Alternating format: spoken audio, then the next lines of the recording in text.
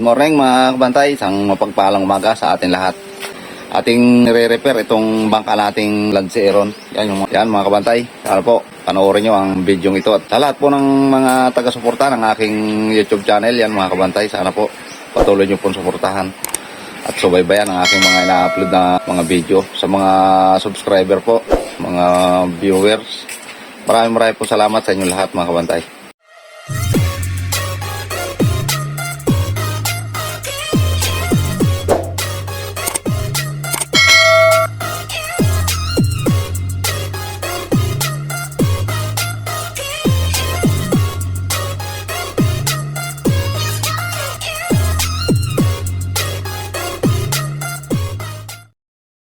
Yan, bibuild up pa natin mga kabantay itong guide sa unahan para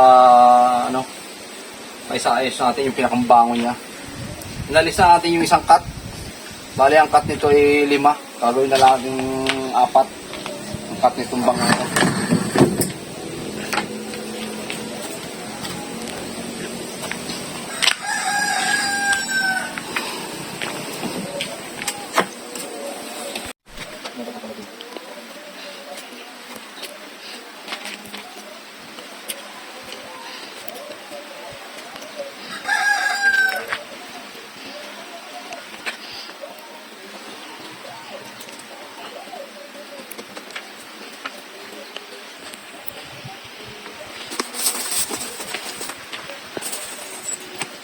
Sa akin dito sa mga batay ng lumber, abangan yung laban ng baka natin dito sa Mansalay.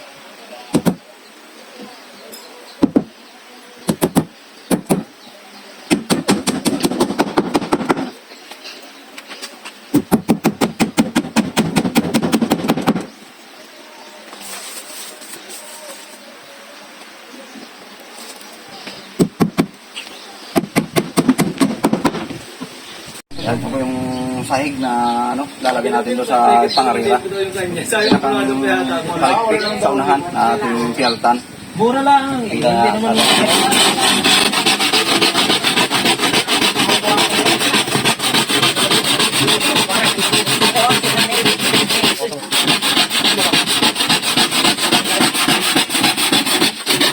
paano ito yung sabungan ba?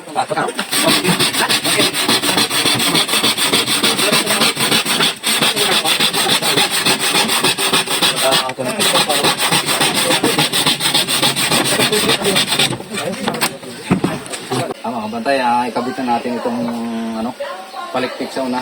Pinaltan natin ito. Ito yung 5 cut, ginawa natin 4 lang cut. Tapos tingnan natin itong ganitong forma ng ilalim. Yung mga silyahin na.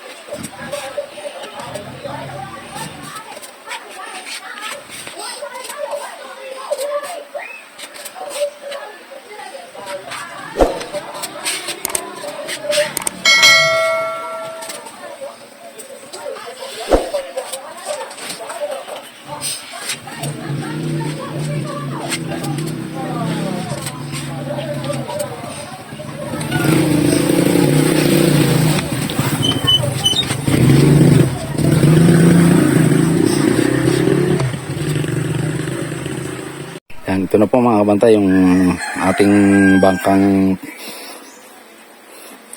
panlaban. Palitan na natin ng sahig sa sa unahan. Yan po ang yari ng ilalim niya, no. Apat ang cut. Yan.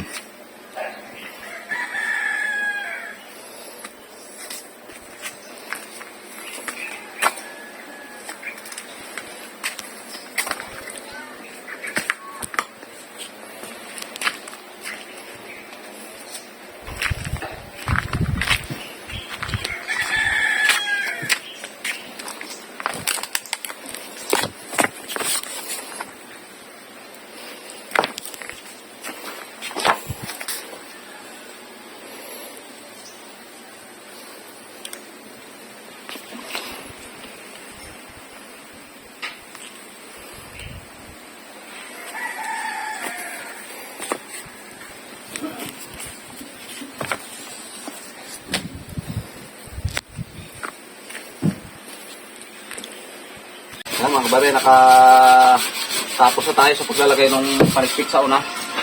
Lilihain muna natin bago pinturahan. Lilihain muna natin. Pinturahan natin panabago dahil medyo madami ng pagting pintura. Yan.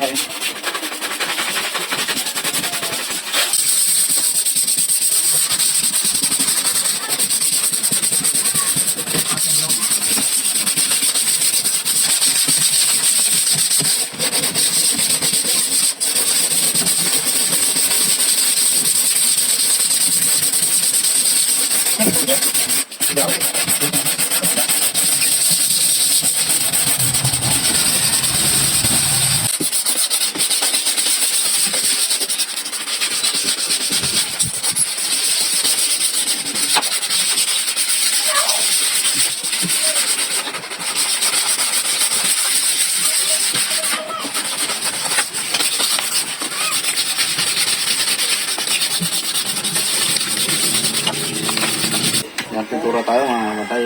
Gapang. Sa loob muna ang unahin natin mga pinturahan bago pag natapos natin yung kulay dilaw sa loob, ito naman labas yung kulay puti.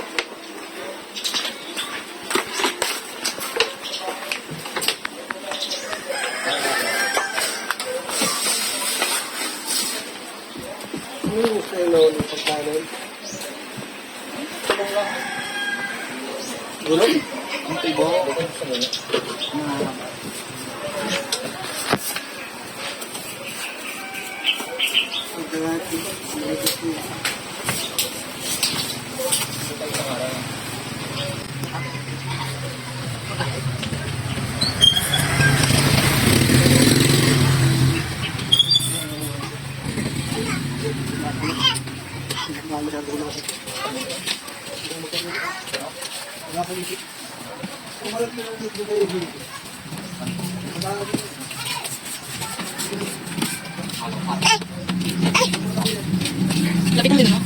Tugas ko lang. Akat ko din yan. Doon, no? Dapat. Para malapitan.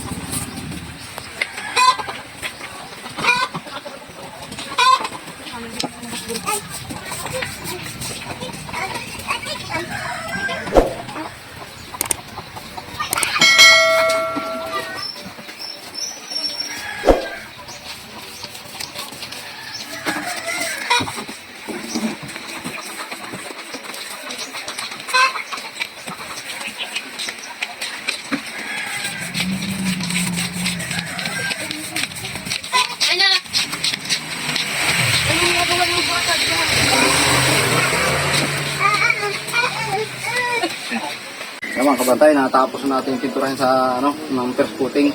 Ito naman kulay white. Itong puti ang ating pinturahan.